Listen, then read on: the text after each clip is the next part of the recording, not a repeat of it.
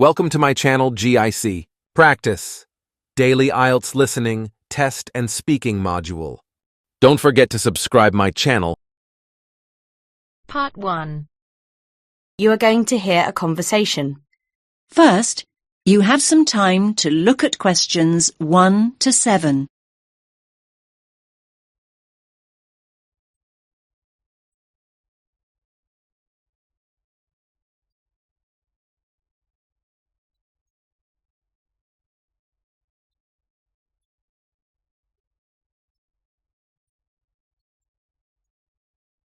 Listen carefully to the first part of the conversation and answer questions 1 to 7.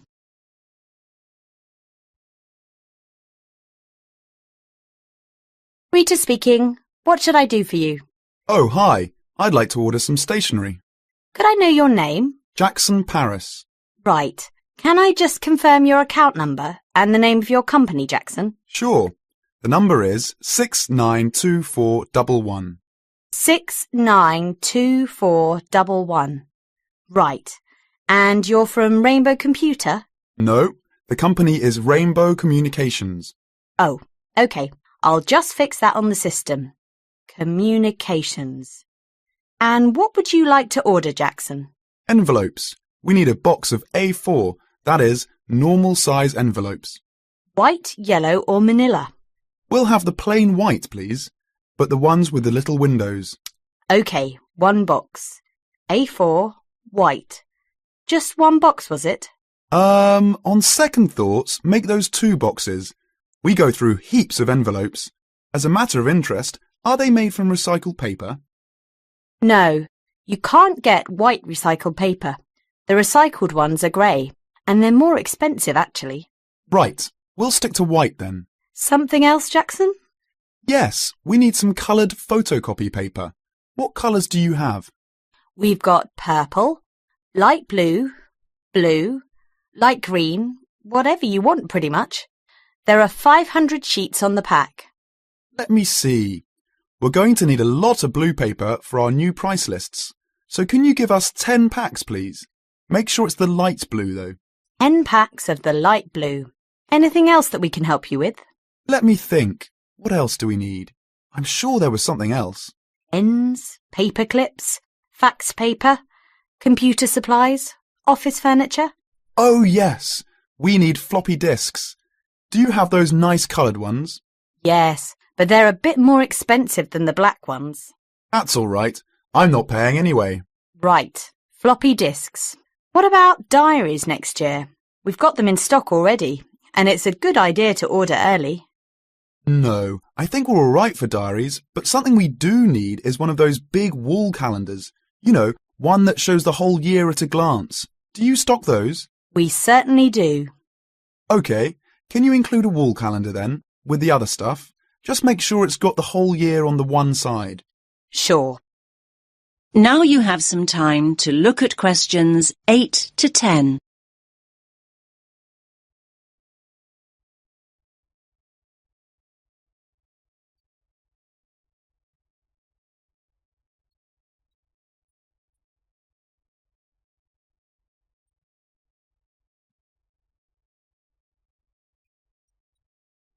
Now listen to the next part of the conversation and answer questions 8 to 10. And do you have a copy of our new catalogue? No, I don't. But would you send one? Yes, I'll pop one in with the order. You'll find it a lot easier to remember what you need if you have our catalogue in front of you next time. Yes, good idea. And when can you deliver this? Should be with you tomorrow morning. Can you make sure that it's not after 11:30 a.m? Because we have to go out at 12. There's only myself here on Fridays. Fine. I'll make a note in the delivery docket that they should deliver before 11:30. Thanks very much. Thanks.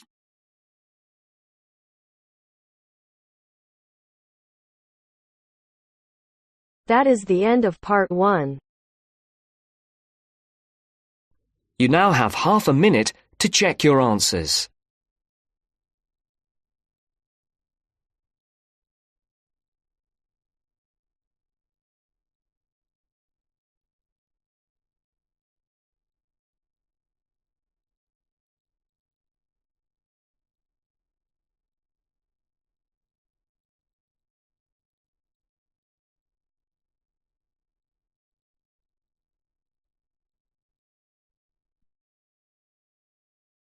Now turns to Part 2. Part 2. You will hear a talk by a counsellor on plans for the development of an old industrial site. First, you have some time to look at questions 11 to 13.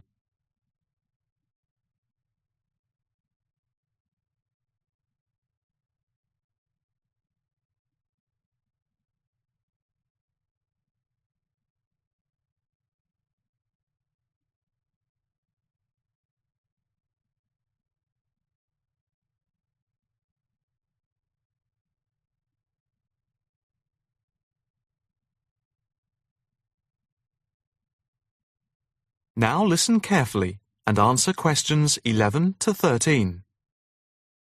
Good afternoon, ladies and gentlemen.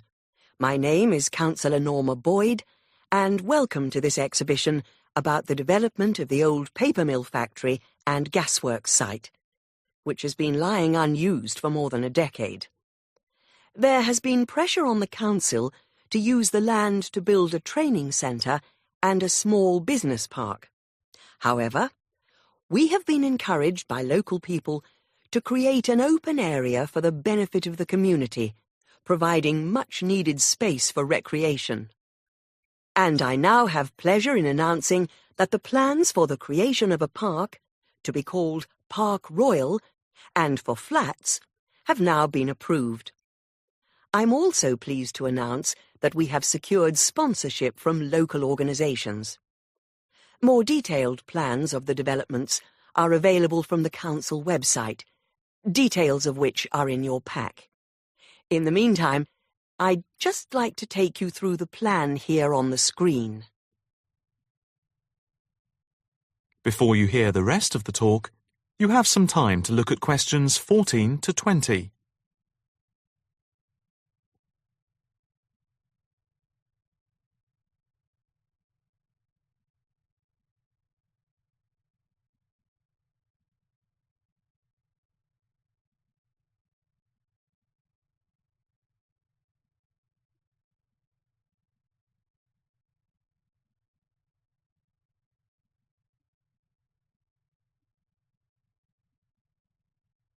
Now listen carefully and answer questions 14 to 20.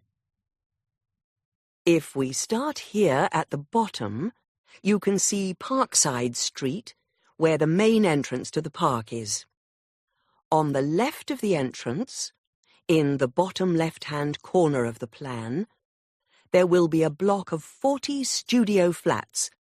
On the other side of the entrance, there will be some workshops for local businesses. There will also be another entrance here, on the top right, which leads into Pear Street. Here, in the centre of the park, we will have an ornamental lake with paths radiating north, south, east and west to the different areas of the park. In the top right-hand corner, just by the Pear Street entrance, there will be a large sports area with 2 football pitches and 4 tennis and volleyball courts. Just here, beside the pitches, on the same side of the path, will be an outdoor swimming pool. Now, in the top left-hand corner, a walled flower garden is planned, with a rockery and a water feature, with walkways, seats, and lots of shady areas for the summer. Next to this, a sculpture garden is also planned. Now, let's see. Just here, below the walled garden, there will be a grassy amphitheatre with a permanent covered stage for open-air concerts. We hope that local schools and colleges will use this theatre to showcase student work. In the bottom left-hand corner of the plan, you can see that above the block of flats there will be a play area for children, and directly to the right of this, just near the main entrance, there will be a wild area.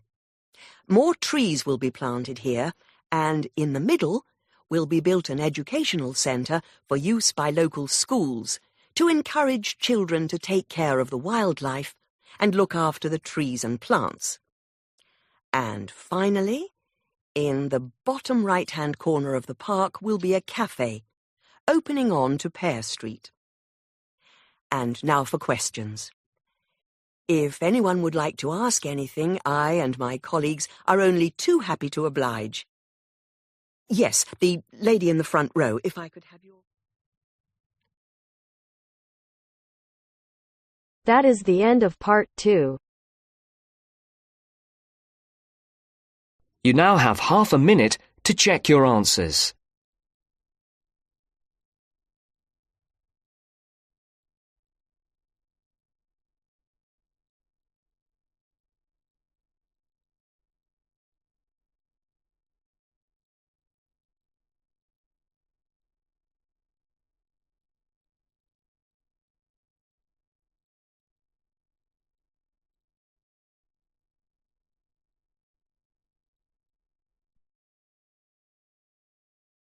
Now turns to part 3.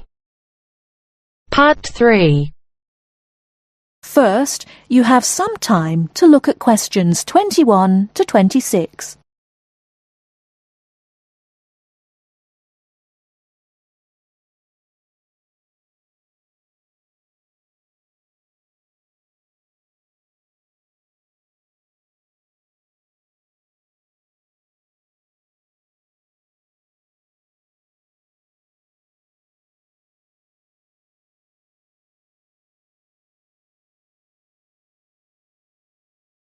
Now listen carefully and answer questions 21 to 26. Hello, my name is Emiliano. I am a student here and I'd like to rent a house for 6 months. OK, well, you've come to the right place. We specialise in short-term rental. First of all, I would like to get a few details from you. Can you give me your full name, please? Yes, it is Emiliano Nespla. And can you tell me your present address, please? Yes, it's 17 Middleway, Penrose. I'm living with a homestay family at the moment. That's great. Now, do you have any identification with you? Oh, and we will need a reference from someone who knows you here. Maybe your homestay family. Yes, okay. Here's my passport and a card from my language school. My referees can be Mrs. Alice Thompson. She's my homestay mother and she wouldn't mind, I'm sure. You can contact her at the same address as me, of course. OK. If we need to contact you, should we leave a message with your homestay? No, you can speak to me directly. My cell phone number is 021 548 3534. Great. Now, do you have a bank account? You will need to pay your rent by direct debit. You know, it will come out of your account automatically every month. Okay, I don't have my bank account details with me now, but I can get them and bring them back later today. That's fine. Now, can you tell me what kind of house you are looking for? Do you want to rent by yourself? No, I'm looking for a 3-bedroom house. I want to rent with my 2 friends. I will bring them in to see you later today. OK. And what areas are you interested in renting in? Well, here's a map. Can you see my school? I don't have a car, so I need to take some kind of public transport to school and I don't want to travel for more than 30 minutes each way. Do you think you have anything which is suitable? Yes, we do. Here is a list of available properties. I'll highlight the ones that could be of interest to you. Look at the map and go and have a look at the houses with your friends. Do you have a friend with a car? Yes, I do. Good. So go and look outside the houses. It will give you an idea of what the area is like. But remember, don't go into the garden or knock on the door. If you want to go in and have a look, let me know and we can arrange an appointment. Okay. Can you give me an idea of price? Yes. If you look at the list, you can see the weekly rent written next to the house address. Oh yes, I can see it now. Do I need to pay anything else? Yes, you need to pay a deposit which you will get back when you move out, and you have to pay a non-refundable agent fee which is equivalent to 1 week's rent. You will have to pay your bills when they come in every month too, of course. Okay, well, thank you very much for your help. What time should I come back with my friends and my bank details? How about 2:30 this afternoon? That sounds good. Thank you for your help. I'll see you later. Thanks for coming in. Goodbye.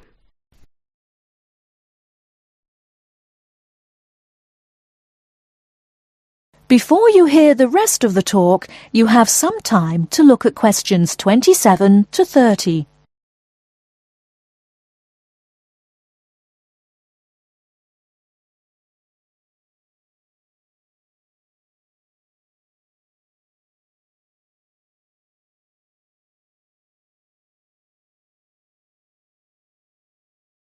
Now listen and answer questions 27 to 30.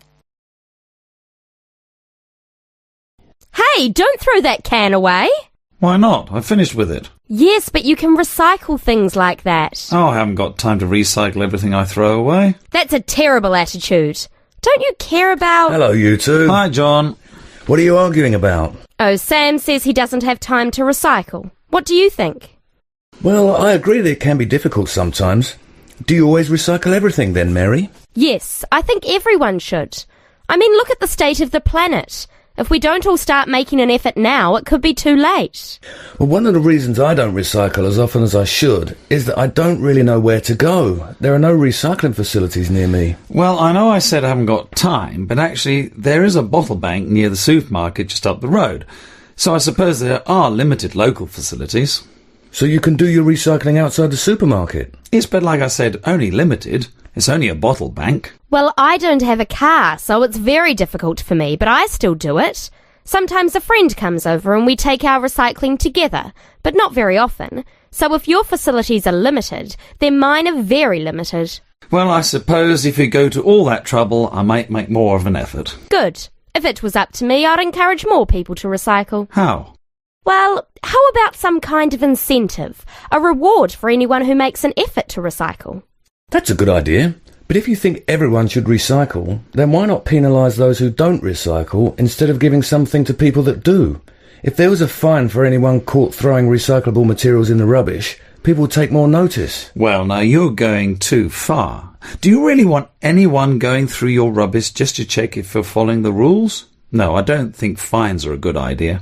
Well, I think we should be doing something.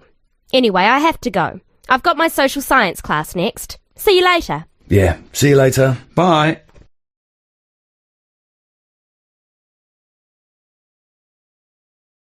That is the end of part 3. You now have half a minute to check your answers.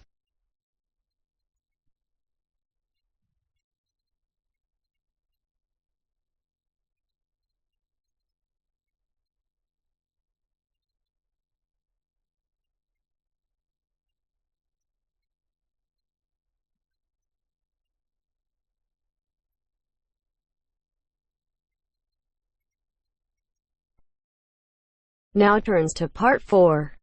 Part 4. You will hear a talk about developments in public transport in large cities. First, you have some time to look at questions 31 to 40.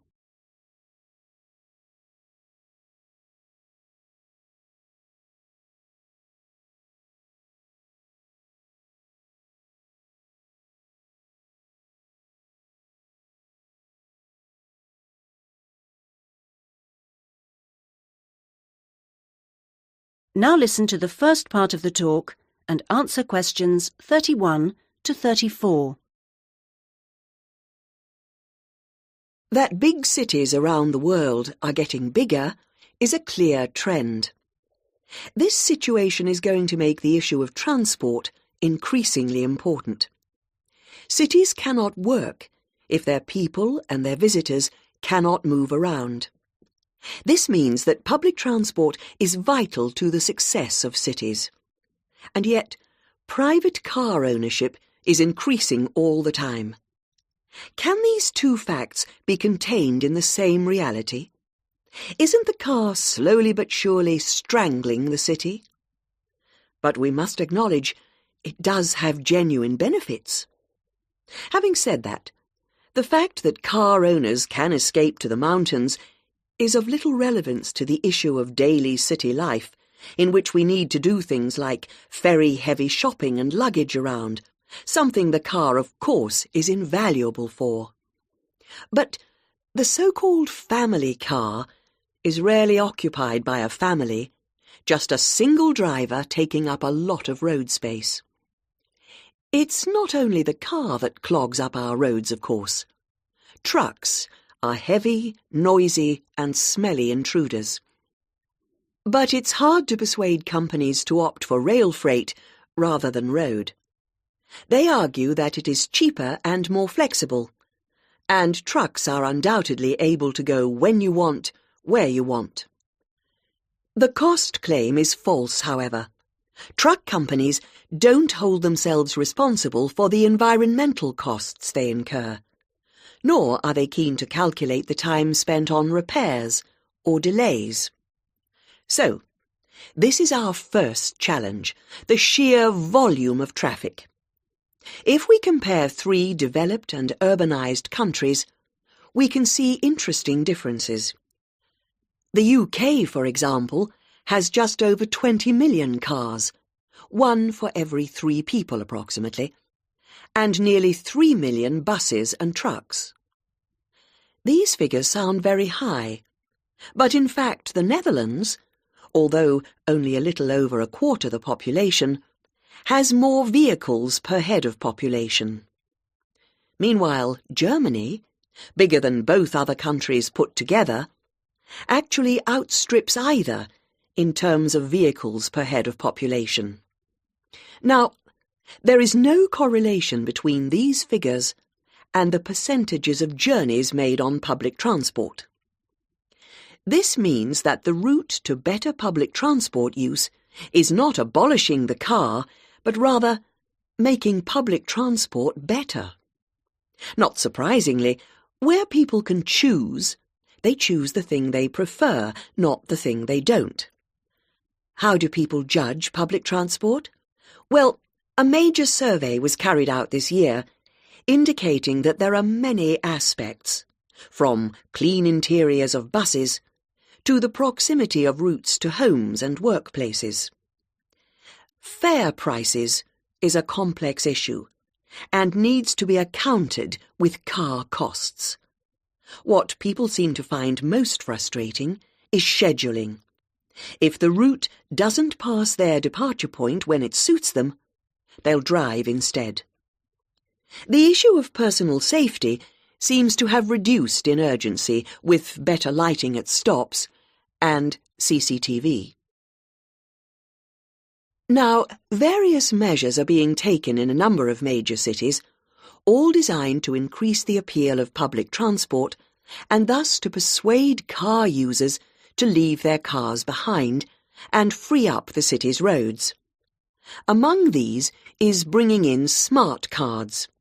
These are purchased in advance and mean passengers spend less time waiting to buy tickets and board buses and trains, particularly when switching across transport modes within the same journey. Another initiative is the use of computers in managing scheduling with greater efficiency. But such logistical measures are not sufficient in themselves, and indeed the benefits that they bring are often less apparent to passengers than to transport managers. From the passengers' point of view, the fact that buses are becoming more comfortable is significant, because it brings them more in line with the car. Delays and diversions are, of course, deeply irritating for passengers.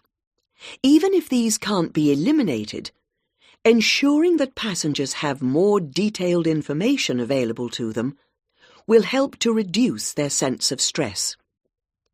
We often associate public transport with inner-city travel, but of direct benefit to passengers are systems such as taxi sharing and dial-a-bus, which provide more flexible options for suburban journeys.